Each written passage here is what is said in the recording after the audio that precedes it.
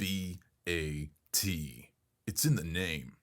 Welcome into the Helping Healing Humor podcast as we are coming to you live post the St. Jude Marathon weekend, which included some marathons, some half marathons, 10Ks, 5Ks, and we're going to get to some details about that after these messages.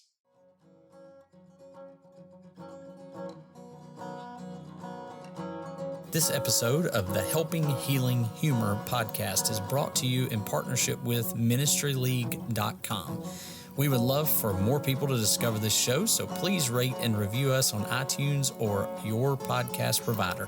Feel free to share on your social media and subscribe at benandtravis.com for the free ebook, 28 Days of Focused Living.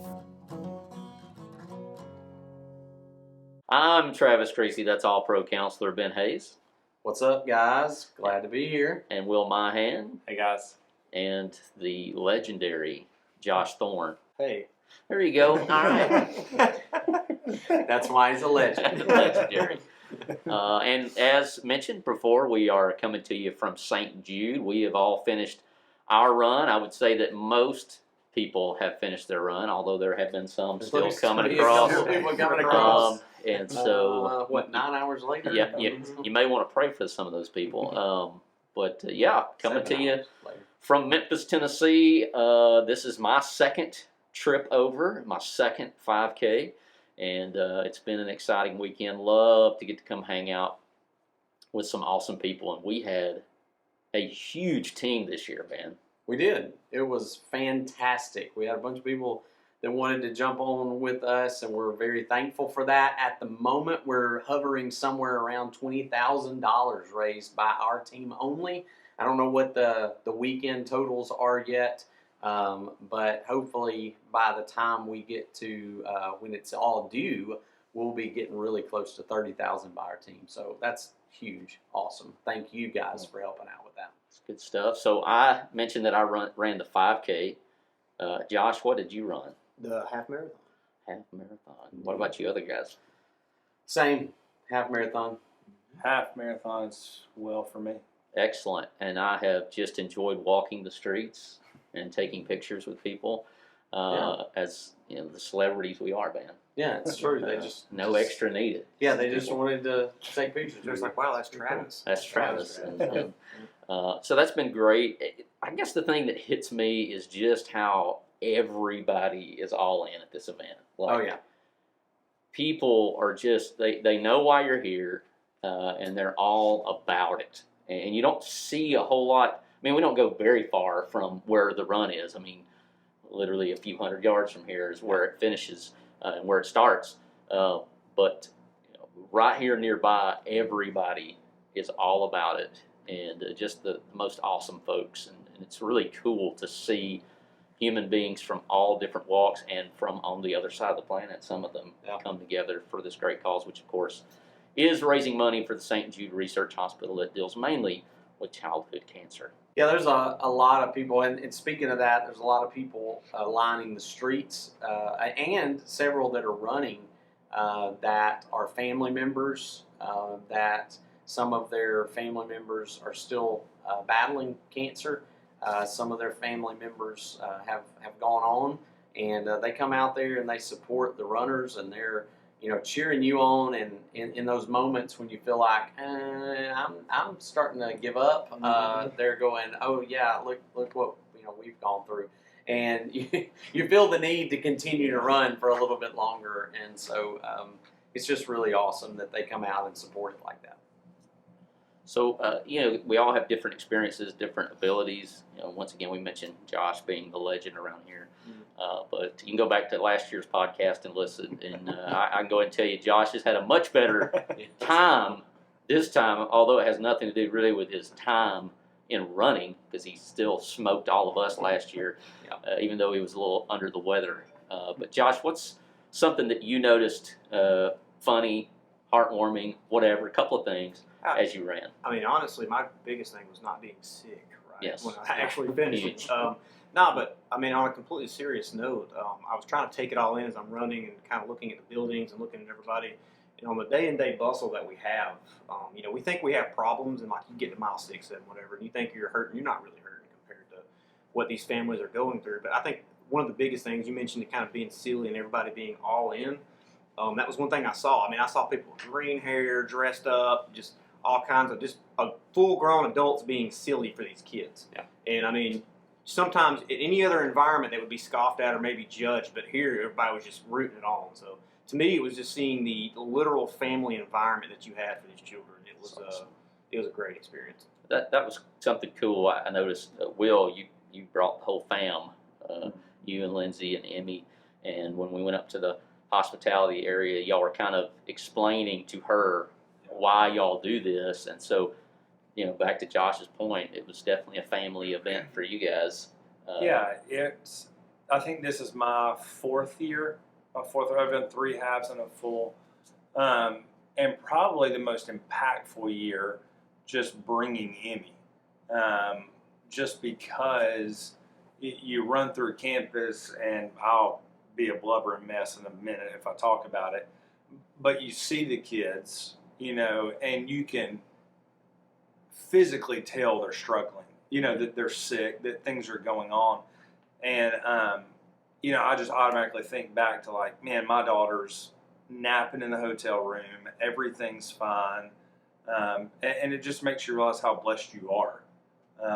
And even those moments keep you going I heard somebody say, I run because I can. There's people that physically they can't. I have the physical ability. It's not very fast. It's not very pretty. But at least I'm healthy enough to go do that. And so there was a lady, we were coming around mile 9 or 10, and she had a poster that said, thank you for being my hero. I'm standing here today because of you.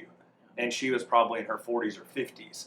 And I think to people like that, and I've told Josh and I were talking about it, if you come one time, if you've never been to St. Jude, I challenge you to come up and just see what St. Jude does, but come this weekend. And if you'll do it one time, you'll do it for the rest of your life, or as long as you can, especially, I know all of us are dads, but to have that ability to have healthy children just makes it even more meaningful, because I want those families to have the experiences that I have.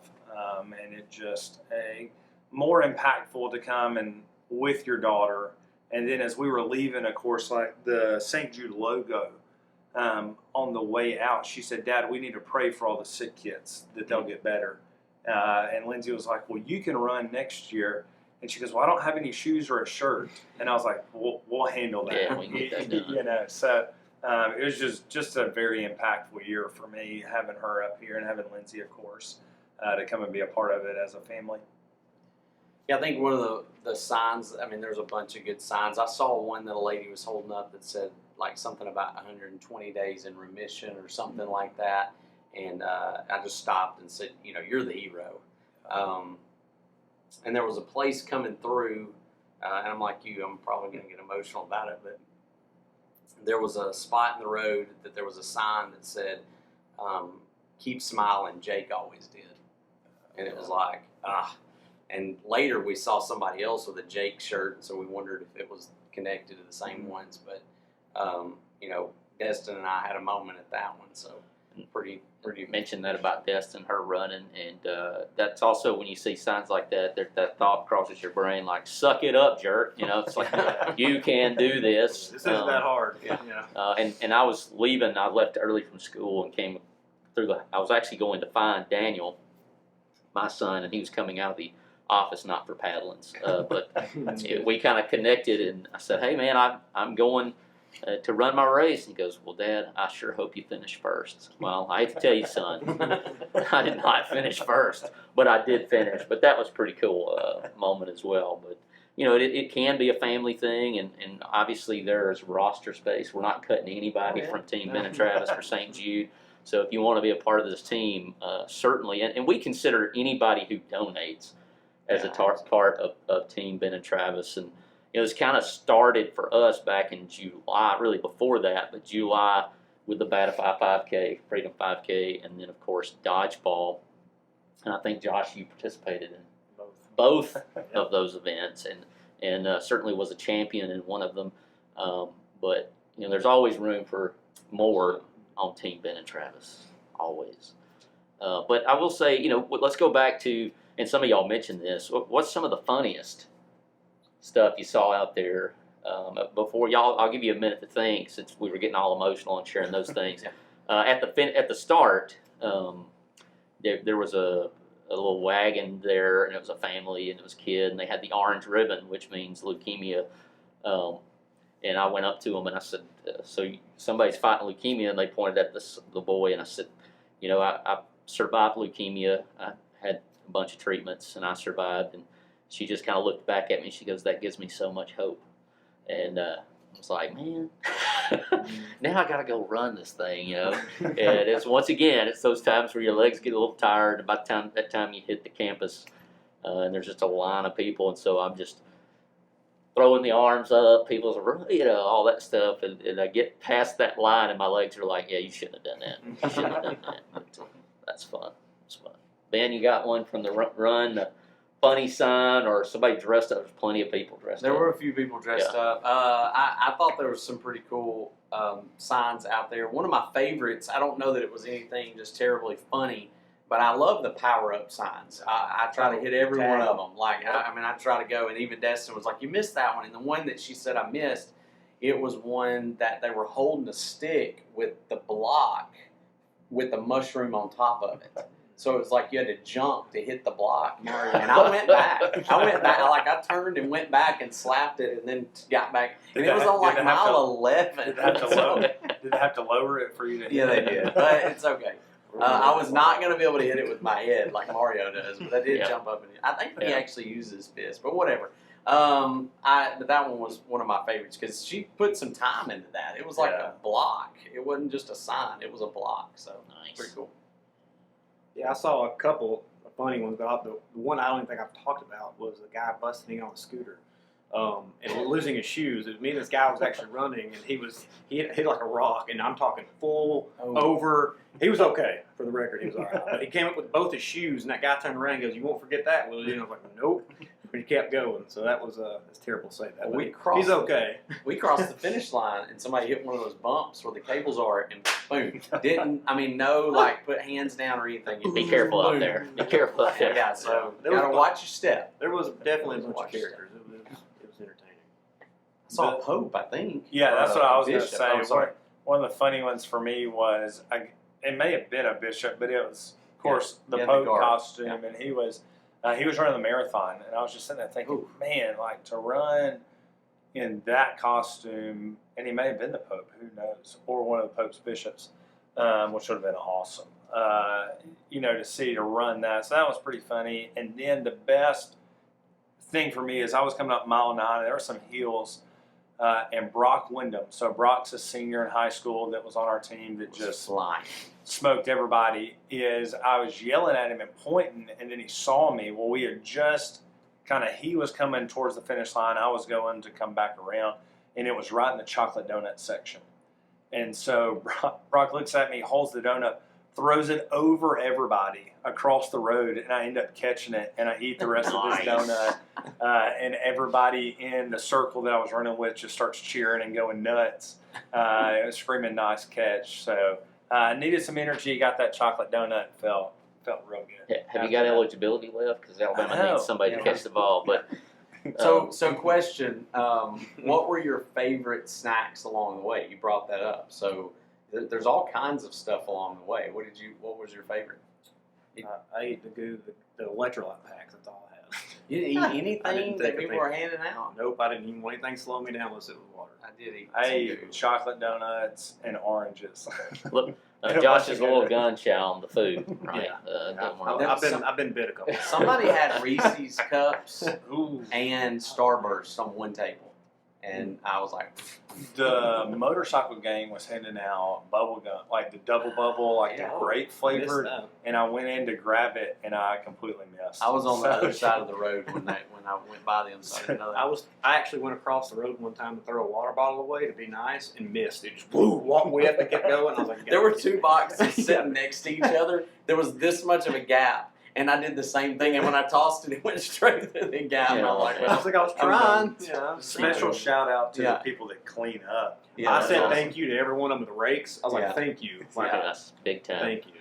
Unfortunately, they did not have Dr. Pepper No, on, not the, a long on the one. route, especially for the 5K. There was water, Yeah. but I always mess that up. You know, I never hit my mouth because I just try to throw it back and I just miss. So it's too short of a run for many good snacks. But I'm not sure what the deadline is to donate.